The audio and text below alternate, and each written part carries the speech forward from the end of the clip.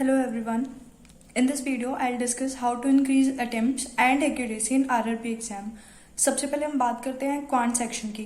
देखो quant section में ना 4 सबसे इम्पोर्टेंट चीज़ें हैं जो आपका स्कोर इम्प्रूव करने में हेल्प करती है और अटेम्प्ट इंक्रीज करने में।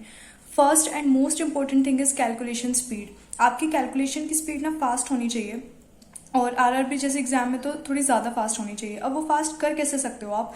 पहली चीज़ है कि आपको टेबल याद होने चाहिए। एटलीस्ट 1 to 20 आपको टेबल याद होने चाहिए। हिंदी में याद है, इंग्लिश में याद है, कैसे भी याद होने चाहिए। सेकंड की स्क्वायर एटलीस्ट 1 to 40 और क्यूब एटलीस्ट 1 to 20। और टेबल ना ऐसे नहीं कि 2 का टेबल अगर आपसे कोई सुन रहा है तो आपने पूरा सुना दिया, 14 का पूरा सुन रहा है तो पूरा सुना दिया, ऐसे नहीं। कोई अगर आपसे रेंडमली भी पूछ लेना 16 7 से कितना होता है तो याद आना चाहिए उसे टाइम पे 112। ऐसे सोचना ना पड़े 96 था, 144 था कि क्या था, 19 7 था, 133, ऐसे एकदम से याद होने चाहिए। ठीक है, बीच बीच में से भी। सेकेंड पॉइंट इज की ट्रिक जो है ना क्यूब की, क्यूब रूट्स की, स्क्वायर की या स्क्वायर रूट की, वो ट्रिक्स आपको अच्छे से आनी चाहिए और उनमें ना टाइम कंज्यूम नहीं होना चाहिए। जितना ज़्यादा जल्दी आप कर सकते हो उस ट्रिक को उतना जल्दी करना है आपको। ठीक है, और वो चीज़ आएगी बार बार प्रैक्टिस से। एक बार सीख लिया ठीक है, बहुत लोग ऐसे होते हैं कि सीख लिया, हमें समझ में आ गया, अच्छा ये है, फिर लेकिन जब इम्प्लीमेंट करते हैं ना तो वो डबल टाइम लगा देते हैं उस क्वेश्चन को सॉल्व करने में। क्योंकि तब माइंड में आता है कि यार एक कन्वेंशनल मेथड यूज़ करें, एक्स से करके देखें, हमसे तो ना उससे जल्दी हो जाएगा, फिर उससे होता नहीं है, फिर वो ट्रिक लगाते हैं और डबल टाइम जाता है। तो आपको पहले ही ट्रिक अच्छे से याद होनी चाहिए ताकि डायरेक्टली उनको इम्प्लीमेंट कर सको और प्रैक्टिस करनी है उनकी बार बार। और इन ट्रिक पे ना मैंने वीडियोस बनाई हुई हैं, शॉर्ट्स में है, ज़्यादा टाइम कंज्यूम नहीं करेगी। उनका लिंक मैंने कमेंट सेक्शन में और डिस्क्रिप्शन में दिया है और अगर आपको ये ट्रिक नहीं आती है तो वो वीडियो आप देख सकते हो। Next point is arithmetic. Arithmetic ना बहुत सारे स्टूडेंट की प्रॉब्लम है। और वो प्रॉब्लम क्यों है? क्योंकि पहली बात तो कुछ कोर टॉपिक्स होते हैं वो डिफिकल्ट लगते हैं, कॉमन है, जैसे SI CI है, बहुत सारे स्टूडेंट को CI डिफिकल्ट लगता है, या फिर मेंसुरेशन जैसा चैप्टर है, प्रोबेबिलिटी जैसा चैप्टर है, वो उनको ना बिल्कुल ही छोड़ देते हैं। ऐसा नहीं करना है। आरआरबी में ना 80 out of 80 भी अटेम्प्ट होते हैं और तभी जाके कट ऑफ क्लियर हो सकती है। तो आपको क्या करना है, जो कोर टॉपिक्स है ना, या फिर जो ऐसे टॉपिक हैं जो आपको डिफिकल्ट लग रहे हैं, सबके लिए अलग हो सकते हैं वो। किसी को may be time and work difficult लग रहा हो, किसी को SI CI डिफिकल्ट लग रहा हो। तो आपको क्या करना है, सबसे पहले अपने कोर टॉपिक लिखने हैं।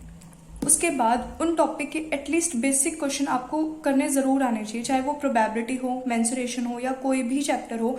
छोड़ना कुछ भी नहीं है, बेसिक क्वेश्चन हर चैप्टर के आने चाहिए आपको। दूसरी चीज कि आपको मिक्स क्वेश्चन की प्रैक्टिस करनी है। और वो प्रैक्टिस कैसे करनी है? अगर आपके पास कोई PDF है तो वहां से कर लो, बट किसी वीडियो सोर्स के लिए मत जाओ, क्योंकि वीडियो सोर्स में ना टीचर हिंट दे देता है कहीं ना कहीं। तो और दूसरा की वीडियो में बहुत ज़्यादा टाइम भी लग जाता है और इतना टाइम हमारे पास इस टाइम पे है नहीं, क्योंकि साथ में मेंस भी प्रिपेयर करना है और प्रीलिम्स भी करना है। 3-4 एग्जाम अभी आगे हैं भी। तो मिक्स क्वेश्चन की प्रैक्टिस करो, PDF से करो, खुद करोगे तो ज़्यादा जल्दी आएगा। और कन्वेंशनल मेथड को कुछ जगह पे छोड़ दो। ट्रिक्स जितनी जो बेसिक ट्रिक्स है ना, हर जगह ठीक है ट्रिक नहीं काम आती, बट कुछ बेसिक ट्रिक आपको आनी चाहिए, तो उन ट्रिक्स को इम्प्लीमेंट करके देखो। और मिक्स क्वेश्चन की PDF एक आशीष सर की जो चेकलिस्ट आती है वो 100 से ज़्यादा प्रोवाइड कर चुके हैं, तो एटलीस्ट 20-30 चेकलिस्ट लगा लो, वहाँ से 400-500 क्वेश्चन हो जाएंगे। तो मिक्स क्वेश्चन है, बहुत ज़्यादा आपका कॉन्फिडेंस बूस्ट हो जाएगा अगर आपने 20 से 30 चेकलिस्ट वो कर ली। उसके बाद जो सबसे इम्पोर्टेंट पॉइंट आता है, चाहे वो क्वांट का सेक्शन हो, चाहे वो रीजनिंग का सेक्शन हो, वो ये है, read question in one go. मतलब कि आपको पूरा क्वेश्चन एक बार में पढ़ना है, उसको टुकड़ों में नहीं पढ़ना। इसका मैं आपको एक एग्जाम्पल लेके बताती हूँ।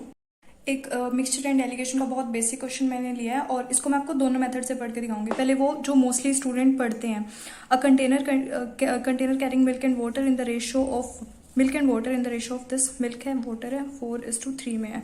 When 49 litre of the water is added to the solution to dilute it, 49 इन्होंने ऐड किया, वाटर प्लस किया 49, the ratio of milk and water got reversed, ratio होगी 3 यहाँ से 4 होगी।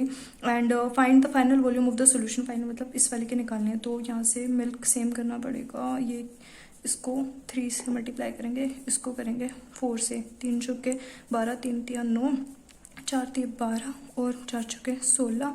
फिर यहाँ से निकालेंगे 7 की वैल्यू, 16 में से हो गया 7 और वो दी हुई है 49, एक की वैल्यू आएगी 7। क्या पूछा था इन्होंने? Find the final volume of the solution. Final मतलब ये 6 2 8 कर दो 28 × 7। इतना टाइम लगाओगे क्वेश्चन को सॉल्व करने में तो एग्जाम नहीं हो पाएगा।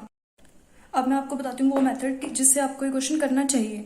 Container carrying milk and water in the ratio 4:3, milk और water 4:3, 49 litre of water is added, solution diluted, the ratio of milk and water get reversed, 49 3:4 हो गया। Find the final volume of the solution, इसकी value निकालनी है। Milk same रखेंगे, 12 3 3 9, 4 चौके 16, 7 की value 49, एक की वैल्यू आएगी 7, पूछा क्या इन्होंने, फाइनल वॉल्यूम ना, 4 3 7, 7 7 49, 49 इंटू में 4।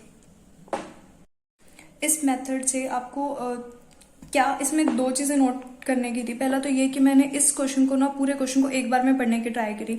दूसरा कि मैंने इस मेथड को जल्दी सॉल्व करने की ट्राई की, क्योंकि मुझे इसके कुछ ये शॉर्टकट मेथड होते हैं, ये मेरे को आता था, मैंने इसको एक्स में लेके नहीं किया। ठीक है, आपको भी इसी तरीके से अगर आप अटेम्प्ट करते हो ना अर्थमेटिक को, तो डेफिनेटली आपका स्कोर इंप्रूव होगा। अब बात करते हैं रीजनिंग के लिए आपको क्या करना है। देखो, रीजनिंग में ना कोई भी मॉक हो, उसको अटेम्प्ट करने का जो एक अच्छा मेथड है वो ये हो सकता है कि आप पहले पजल को अटेम्प्ट कर लो, क्योंकि क्या होगा कि लास्ट में ना 1-2 मिनट बच जाते हैं। कई बार ऐसा होता है कि सिर्फ 1 मिनट बची है, तो उसमें ना तो कोई पजल कर पाते हैं और ना कोई और क्वेश्चन हम ढूंढ पाते हैं, क्योंकि वो मिसलेनियस हम पहले कंप्लीट कर चुके, तो वो 1 मिनट वेस्ट हो जाता है। और अगर पहले पजल कर ली, मिसलेनियस बाद के लिए छोड़ दियो, तो उस 1 मिनट में भी 3 से 4 क्वेश्चन आराम से अटेम्प्ट कर सकते हो। तो रीजनिंग में यही है कि पजल पहले करो। दूसरा, पजल में स्पीड इंक्रीज करने के लिए पीडीएफ सोर्स से पढ़ो। अभी कोई वीडियो मत देखने लगना पजल सॉल्व करने के लिए, बहुत सारे होते हैं, बहुत सारी ना यूट्यूब पे ऐसी वीडियोस आती हैं कि पजल कैसे सॉल्व करनी है, हम ट्रिक बताते हैं। कोई ट्रिक नहीं होती, एट लास्ट ना घूम फिर के अपनी खुद की प्रैक्टिस से ही स्पीड इंक्रीज होती है। सो अगर आपके साथ ऐसा हो रहा है कि ना आपको रीजनिंग में आप 25-30 मिनट लगा रहे हो और फिर जाके आपके 40 क्वेश्चन अटेम्प्ट हो रहे हैं और क्वांट के लिए टाइम ही नहीं बच रहा, तो एक चीज कर सकते हो कि एक दिन में ना 20-30-40 पजल एक साथ सॉल्व कर लो। उससे फोबिया निकल जाएगा और स्पीड अपने आप इंक्रीज होगी, क्योंकि माइंड ना उस डायरेक्शन में काम करने लग जाएगा कि ये क्वेश्चन जल्दी सॉल्व करना है, और मेथड पता चल जाता है कि पजल को कहाँ से सॉल्व करने से वो जल्दी सॉल्व हो सकती है। तो वो चीज़ बहुत हेल्प करती है, मैंने खुद इम्प्लीमेंट की है वो चीज़। और इसके अलावा पजल में भी ना सेम चीज इंप्लीमेंट होती है कि जो पूरी लाइन है ना, पूरा सेंटेंस है स्टार्टिंग से लेके फुल स्टॉप तक, उसको एक बार में पढ़ने की ट्राई करनी है आपको।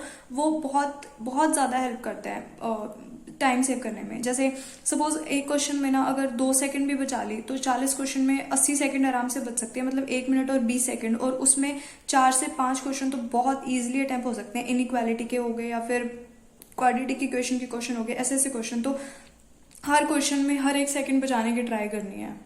और लेकिन साथ में एक्यूरेसी का भी ध्यान रखना है, एक्यूरेसी मेंटेन होनी चाहिए आपकी। ऐसे नहीं है कि जल्दी जल्दी के चक्कर में क्वेश्चन गलत कर रहे हो, और प्रैक्टिस से एक्यूरेसी अपने आप आ जाएगी। सो जो मैंने पॉइंट्स बताए हैं, आई होप कि वो आपको हेल्पफुल लगे होंगे। And if you like the video, please share and subscribe the channel. Thanks for watching.